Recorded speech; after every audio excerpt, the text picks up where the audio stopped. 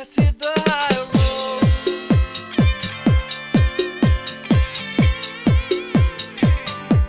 Let's hit the high road.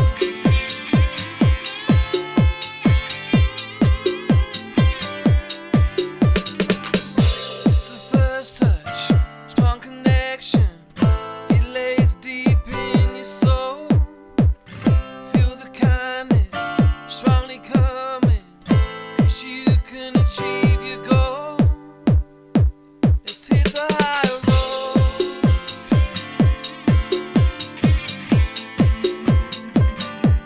Let's hit the high road. This meeting is being recorded. Hi, this is Nancy Earl, and welcome to High Road to Humanity. I'm here with Brian Holley, and welcome to the High Road, Brian. Thank you, Nancy. Good to be here. It's good to have you here. I got him running around today. Poor guy's out of breath because we were having a little problem with connection, but he's all the way. Now, where are you exactly, Brian? Where are you located?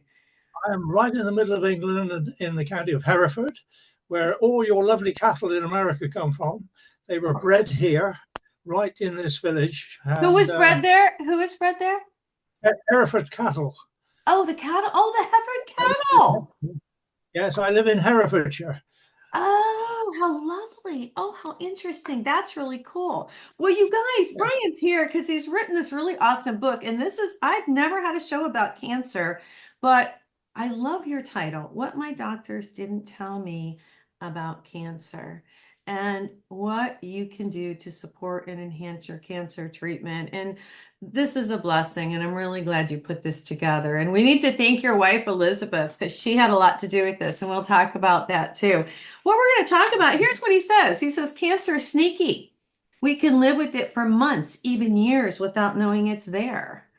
That's perhaps because cancer is not something we catch, but something that happens to our own cells when their DNA is corrupted. And that is usually because of our lifestyle. And so I'm really glad that you're here today to talk about this. And his wife, I will say this, Elizabeth, in the early 2022 suggested that he keep a cancer diary. And this is how this book came into fruition. So, but it's so awesome. And we're going to talk about that today. Before we get into it and I read his bio, I just want to mention that my book, A Guide to Angel Communication and Spiritual Law, is available on Amazon and at Barnes & Noble. It is will be printed in November, so you'll get it in early December. I'm really excited about this book, Brian. I teach people how to connect to their guardian angel, how to connect to the divine spirit, and to connect to the earth energies. And then I talk about spiritual law, tell my story, and then I've got some channeling in there from Archangel Gabriel for humanity. And I'm just really excited about this because I really want people to learn to connect to this good energy. And I think you kind of learned about the energy as you were going through this process, didn't you? Sorry, say that again. You learned about the energy as you were going through your cancer process. Yes, that's right. Yes, I did. Quite a bit, and more recently, but nevertheless, I've been probably walking this path for something like 40 years on the spiritual path. Yeah.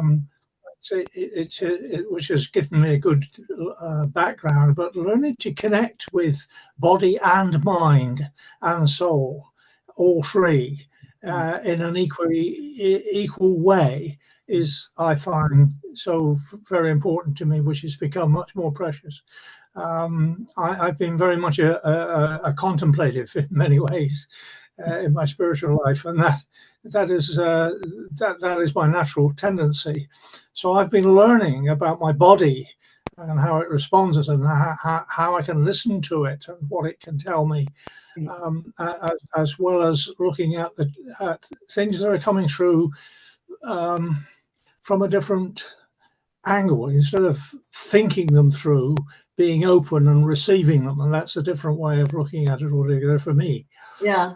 Well, I talk about the energy. I wrote this book a while back, 2016, Wake Up, the Universe is Speaking to You. It's still available today. And in here, I started to realize years ago about the energy and our spoken words and our body and what we say and what we think and what we feel and the energy of water and music and sound. And you address a lot of these things in your book.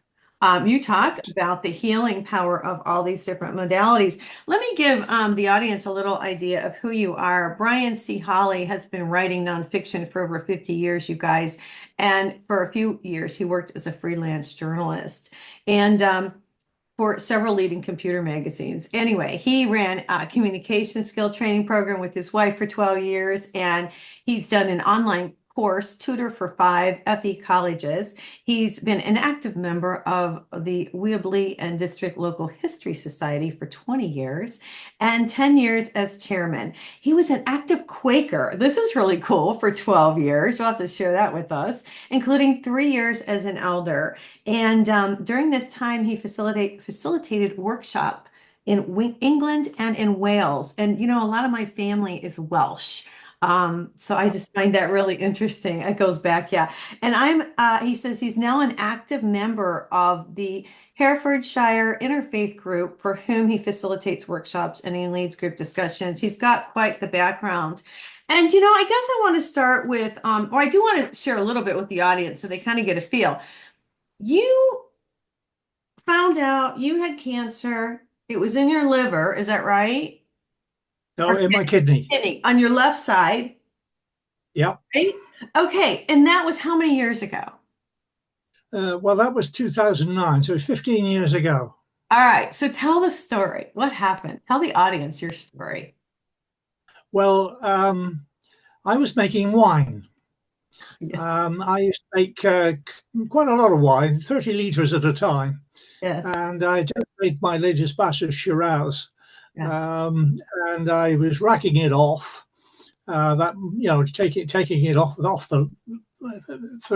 of its first fermentation, so it's nice and clear.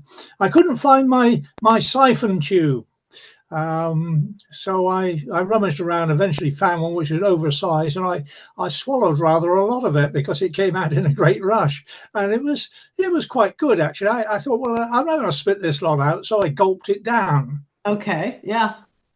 Okay. But the next morning, I got up and went to the loo, went to the toilet. I don't know what you call it, a bathroom over there, I think. Hello. And I was peeing pure Shiraz. And I thought, I didn't know that could happen.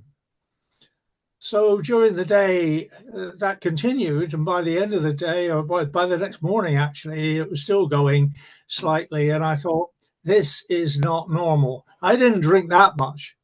So I went to see the doctor, and the doctor laughed, which was very reassuring. Yeah. But he did do some tests, and that was when we discovered that actually I had a huge cancer on my left kidney. Wow. And I went to see the specialist with Liz, my wife, and he talked me through the problem, and in the end he said, is there anything else you need to ask? I said, yeah, when are you going to do it? He said, next Tuesday, I've booked you in. And I thought, wow, it's getting urgent. Mm-hmm. And so that was the beginning. Right. But I recovered from that very quickly. Mm-hmm. And in fact, my second day in the ICU, doctor came to look at me, and he said, what's this guy doing in here? Because I look so chipper and healthy. Yeah. Right. So next day after that, I was back on the ward again, and I was home within about a week. I had to take it easy for a couple of months, but otherwise I made a good recovery and was back to doing everything that I wanted to do normally. Okay. Then 3 years later, you go to get a checkup and you've got cancer on your left adrenal gland. That's right. And so the nearest hospital to us there was 60 miles away. So they took me into Birmingham for a special operation there and removed my adrenal gland. I sailed through the operation. I was always pretty fit. I did a lot of cycling. And you ever wonder? I'm sorry, we're getting a little static there. I apologize. To the audience, did you ever wonder at this point, not to be, brash or anything, because cancer is a serious thing, but did you ever wonder, like, are they just Is there really something there? Are they really finding this? Did you ever like wonder? No, I knew what I was having, and I knew how serious it was. In Okay. fact, I should go back a step, um, because when I first had my diagnosis of cancer and knew that I was going to go in on the following Tuesday, I realised how serious it It was, was serious. and I I wrote to my children explaining how much I loved them and what I'd hoped for them in case I didn't make it through. Right. But you did just fine. I did, but I was in tears at that time, and Oh my God. I think that's where we start. Where we start is this sadness and maybe even depression sometimes, Right.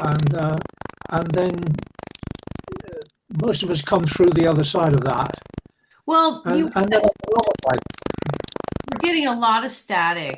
I don't know why we're getting this on this end. I think we have a really it's hard. I think our connection is he's all the way in England, guys, so we're having a little trouble. The reason I ask you this is because you've had cancer so many different times. And you started to finally, at what point, I guess I want to ask, did you say, okay, wait a minute, and you changed your diet to mostly plant-based diet? And I want to talk about the sugar too. I guess it was Liz who really got onto my diet. She read a book called "How Not to Die" Right. by Michael Greger, and began to realise that whereas we've been reasonably good with our diets before, we weren't overweight people, and we exercised. Well, I exercised quite a lot, um, and she found out all this information about what was going on, and that sparked both of our interests in what we could understand about the situation, and we began to more seriously turn to a plant-based diet. Um, so that Once would you once you did it, did you see the results right away, or how long was it before you saw the results when you switched, when you changed over? I don't think we saw that much in the way of results, because I don't think we were seriously amiss. We did cut back quite a lot of red meat, but we didn't. So I don't think at that stage, because I was also walking, you know, 3 or 4 miles several times a week, um, That's great. and we, we were in good shape. I didn't think we actually felt too many physical benefits on that.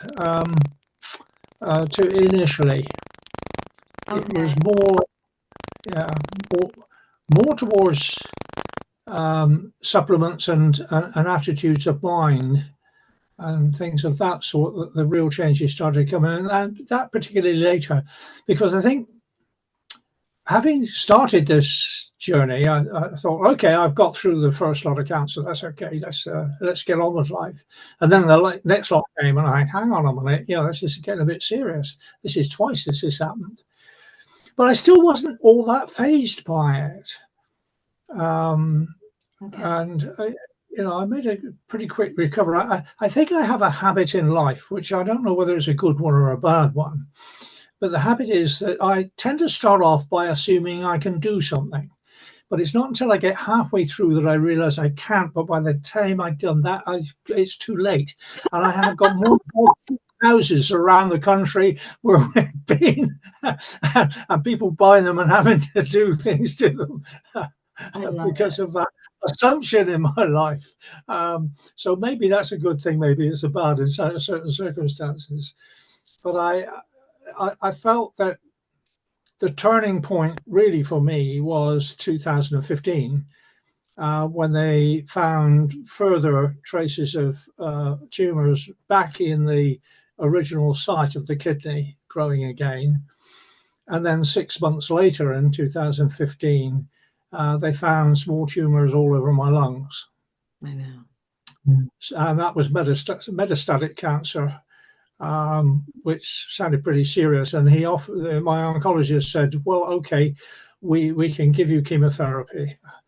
And he told me all about chemotherapy. And I said, well, how long am I going to be on for it? He said, for the rest of your life. Right.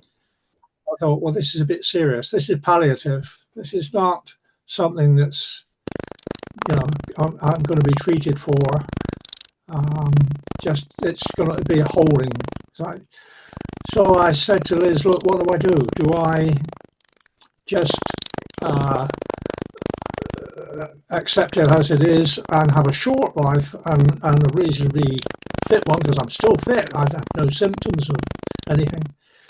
Or do I actually go for the treatment? And we went through the treatment together and decided, well, actually, it's not a nice experience. You're going to be sick a lot of the time. You're going to have diarrhea. You're going to have repressed immune system and that.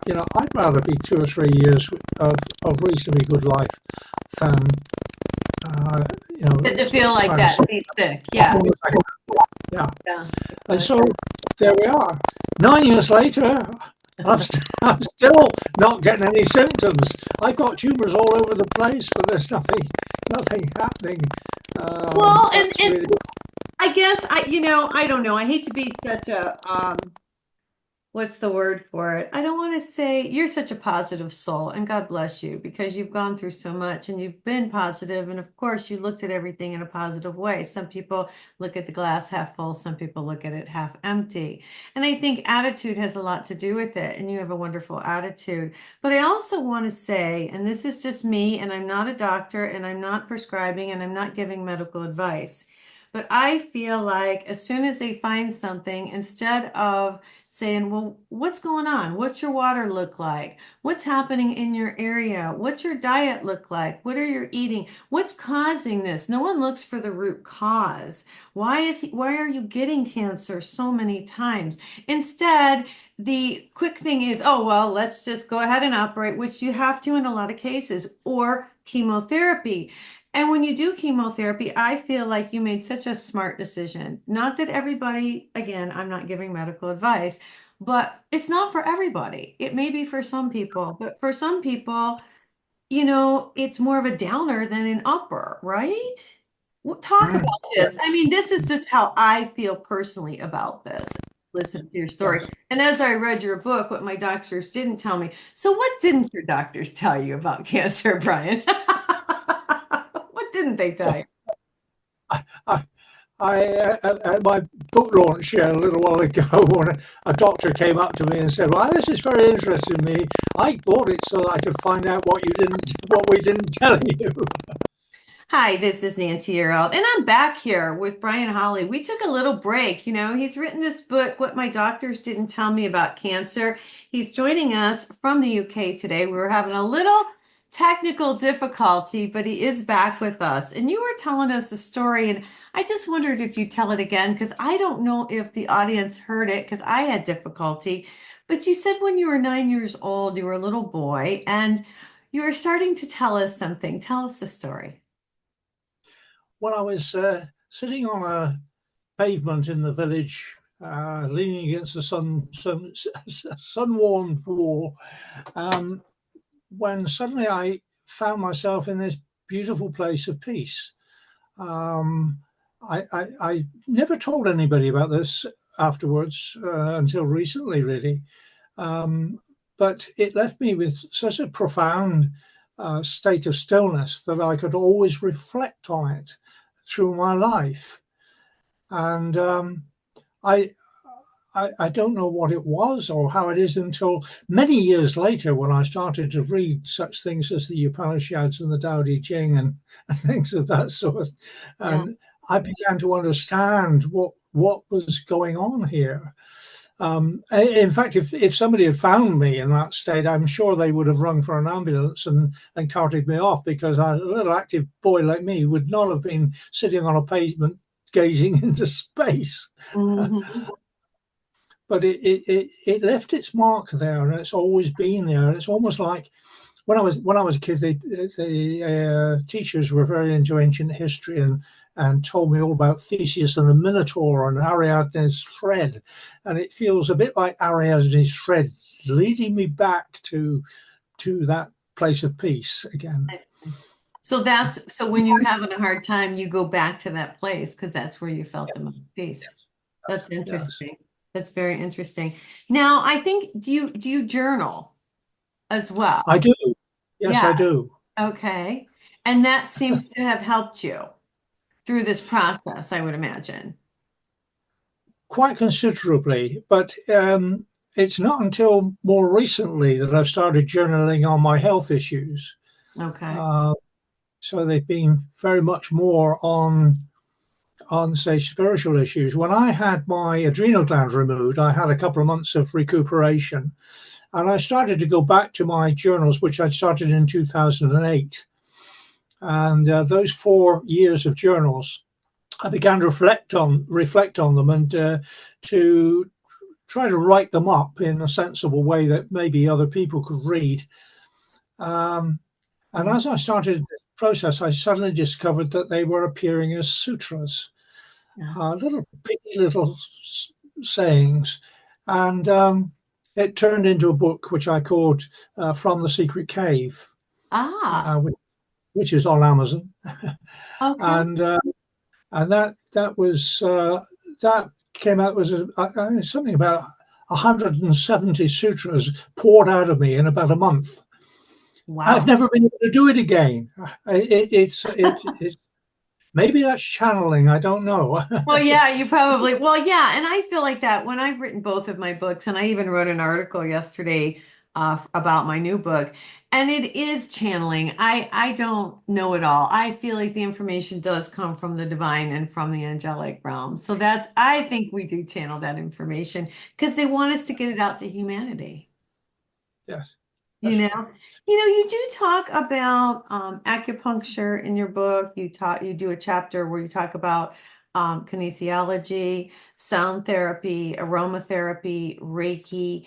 Um, these are things now I'm just curious, after you got into this stuff, have you had acupuncture? I have. It's wonderful. Have you done these things? I did acupuncture. That started me off actually on this Okay.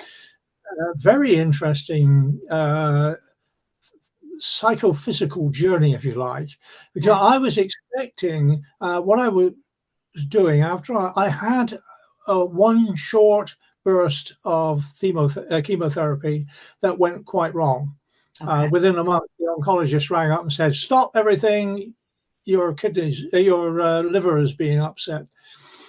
And I reluctantly went back on a half a dose, but within 3 weeks I was back to where I was. I said, "No, that is It's not for not for me. you. I've got to go away from that." Yeah. Yeah. Well, your body So, was rejecting it. Can I just say that? Your body was rejecting it. yeah, quite, You were in tune. You knew. yeah. So I went to an acupuncturist to help get me realigned, to get my Your energy body field. Yeah, your sorted out, energy fields. the Yeah. energy sorted out. And we got on really, really well. And we talked a lot. And I began to learn.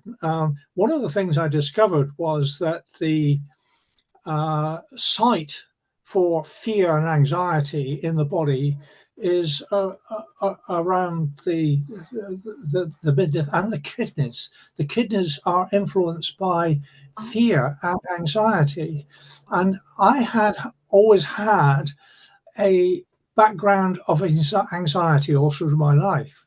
okay. A- and we began to look at this, and I began to look at individual, and my acupuncturist also helped me to open up in this kind of area. Hmm. And I realized that one of my earliest dreams was as a 4-year-old. I had a recurrent dream about walking up a well-lit path towards an area of complete blackness and darkness. The path was lit and I was walking up it, but the worst thing was that either side of the path were these huge snakes which were standing on their tails and looking down at me. And I had to talk to them nicely to stop them from hurting me.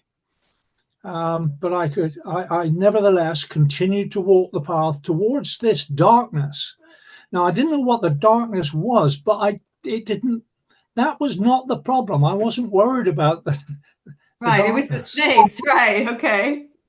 Snakes. Well, I was worried about the snakes. I was certainly didn't like that.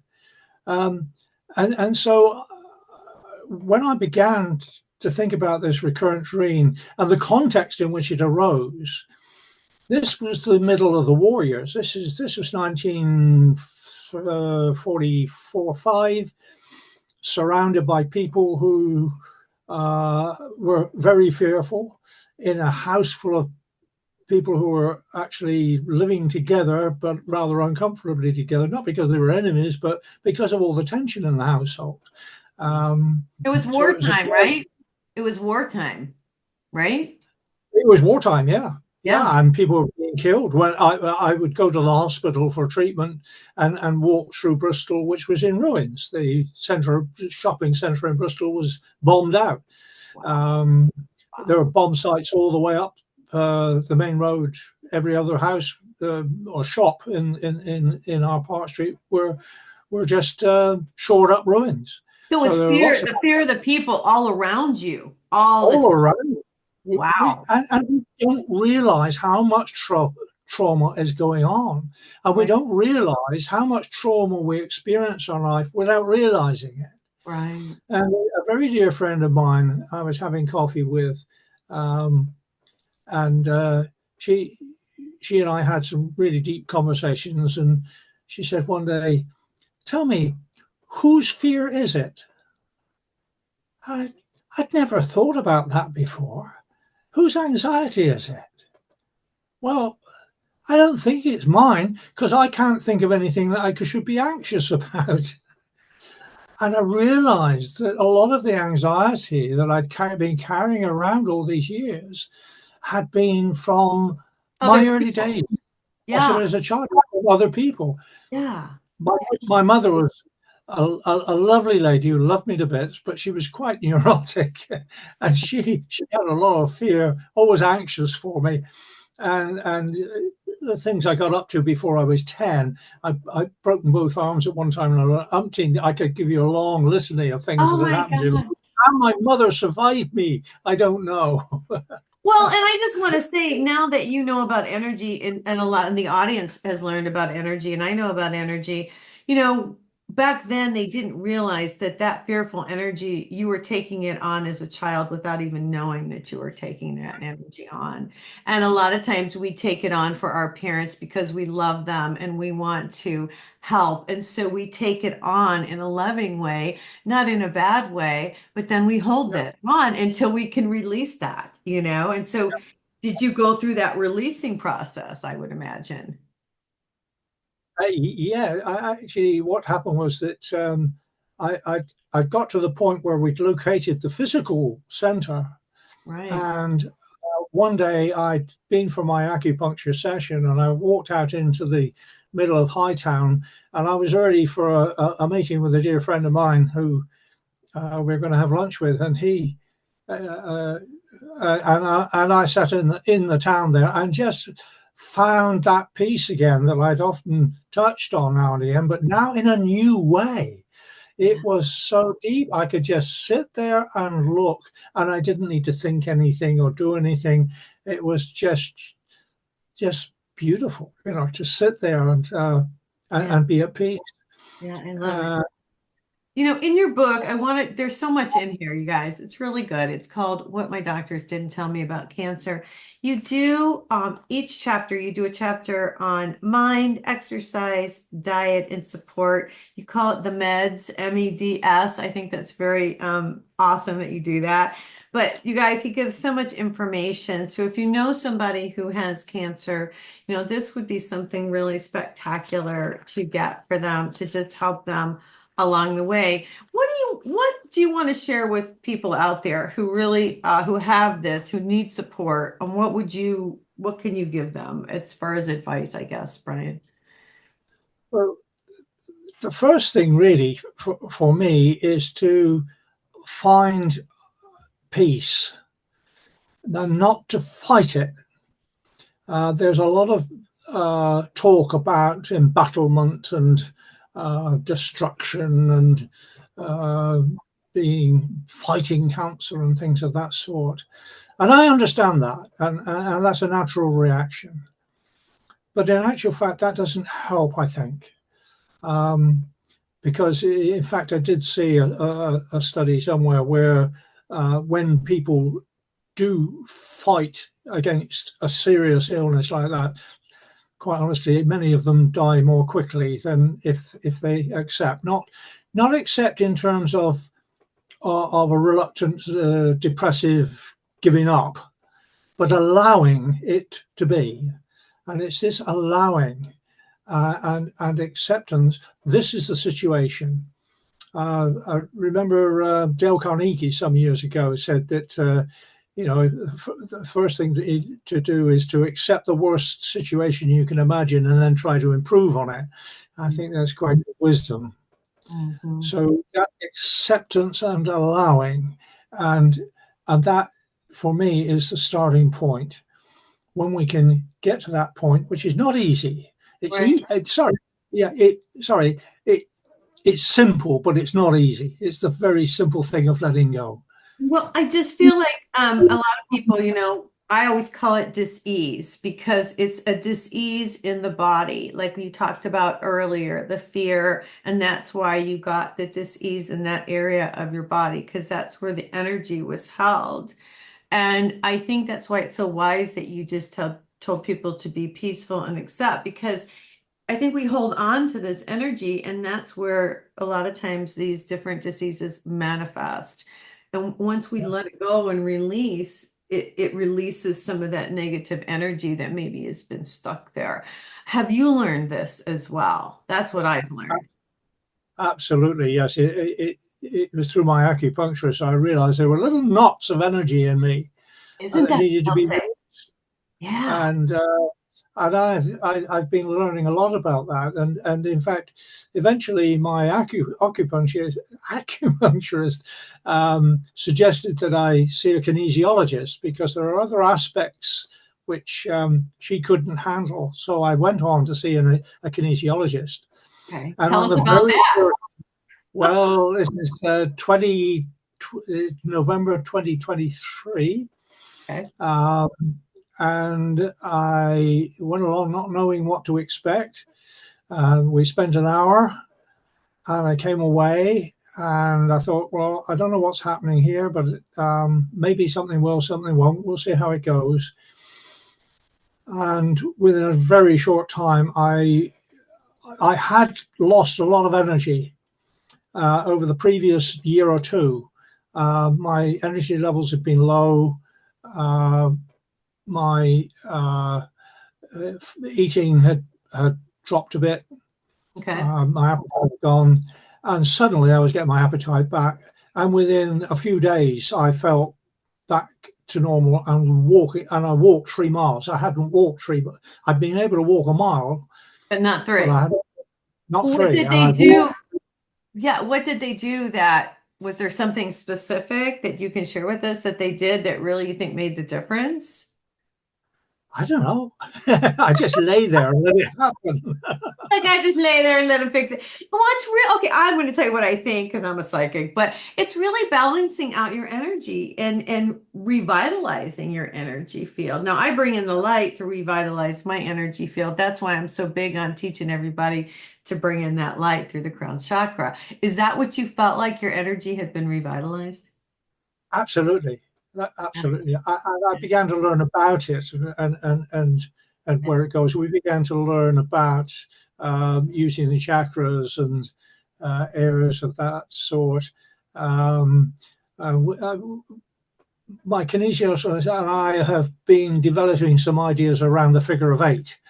I don't know whether you've come about that, Okay. but that's something that's of great interest to me at the moment. In fact, we're having lunch together on Friday so that Okay. we can talk about it. All uh, right. Well, yeah, I have a quick question. I am really, you can ask your kinesiologist about this if you don't know. But now I've learned one of the first shows I ever did was a lady who had cancer, and she connected with the divine, with God, with spirit, and she was told to bring in color, light, color. And so every day she would say, "What color do I need?" And then whatever color came into her head, that's what she would run. You know, I say run the white light, she would run that color. Well, and I've learned to run color, but in my mind, color has frequency and color has its own healing properties. And so I wonder if you have worked with color. I think I'm probably more of an audible person than a visual person. A visual person, okay. One of the interesting things we're going to be talking about, my kinesiologist and I, is she started to use tuning forks with the figure eight. Okay, yeah. And so now we're getting into sound. You're getting into And sound. Okay. I did have quite an experience with a sound therapist where we laid down and used gongs, etc. And that was very interesting. I think. Yeah, color is important. Yellow is a very important color to me. Yellow has always been a color since I was a kid. Yeah. Yellow had a figure eight, funnily enough, and I didn't know the significance of it when I was small. What's the significance of the figure eight other than infinity? What's the significance? Well, I'm still working this out. I've been working on this just over a year now, so we're still You're in the looking at this. process. Okay. Well, yeah, I'm not sure it's a kind of process, I suppose. You'll have to come back and tell us. To what it, yeah.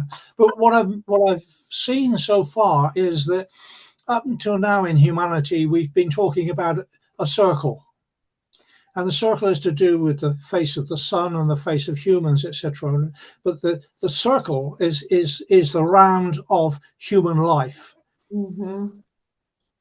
But the eight has got the two circles in, right? And they work together. So it comes from the divine into the physical, and then back into the divine, and then back into the physical, and then back into the divine. And it's a constant, continuous. It is still eternal. It is still infinite. But it is it's an evolution. I think it's an evolution. It's an evolution, and I think this may be a timely evolution. I don't know, but yes, we're evolving. We're evolving. It's evolving from this circular thing into something which is more connected. I love it. Brian, how many years now you've been cancer free? Well, I haven't been cancer free. 15 years I've had cancer, but I haven't been. I won't. Are you cancer free now? Are you cancer free today? No, I am not cancer free. I will probably never be cancer free, but I don't know. Because I believe that the universe is an infinitude of possibilities. And one of those possibilities is that I could be cancer free. At the moment, it's all on hold. It's there, but it's all on hold. And body is saying, well, okay, I'm comfortable with this at the moment. I don't need to do anything about it. Yeah, I'm good. I'm good. I love that you wrote this, and thank you, because you guys, it is his journal. And of course, there's a lot more information, but you write there's daily practices. There's all kinds of really great information. It's called What My Doctors Didn't Tell Me About Cancer, What You Can Do to Support and Enhance Your Cancer Treatment. It is by Brian C.Holley. Brian, you're just a joy. Thanks for coming on my show. I've had so much fun. Is there anything you want to leave people with today? Anything you'd like to say? Well, I think we mentioned in passing during the break about MEDS, and I found that very useful approach. MEDS stands for mind, exercise, diet, and support. And we need to be able to be working in all of those areas. It's no good taking on a diet and not doing anything else. It's no good taking on mind stuff and not doing anything else. We need all four streams of energy coming into us and working with us. All of it. Yes, absolutely. To as a whole. Well, I really appreciate you coming on. You guys, I want to tell you a couple things. One, I'm out and about in the New England area doing things. I was out this weekend in Connecticut. I have to share this with you. I put together these cool guardian angels, and they all have different sayings. There's the angel of creativity. There's the angel of love. I put together all these guardian angels for people, the angel of laughter, and they all have a prayer, and they all have a special saying that I've written, the angel of nature. And this is just nice little things to give people to remind them. And you can find them at Etsy, or if you see me here in New England, you'll find them. Also, my new website is psychicforhumanity.com. So if you want a reading, a psychic reading, I do tarot cards and I work with the angels, or if you just want to connect with your own guardian angel, or if you want an energy healing, I'll be happy to do that too. So you guys, everyone have a fabulous week. I thank you again, Brian, and everyone take care and God bless.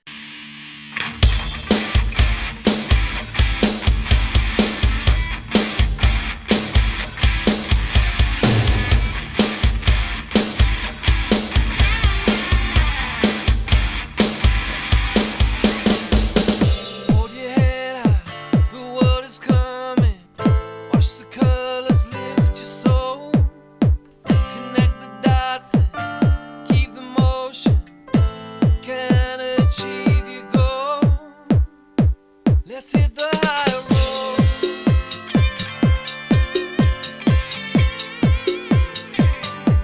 Let's hit the high road.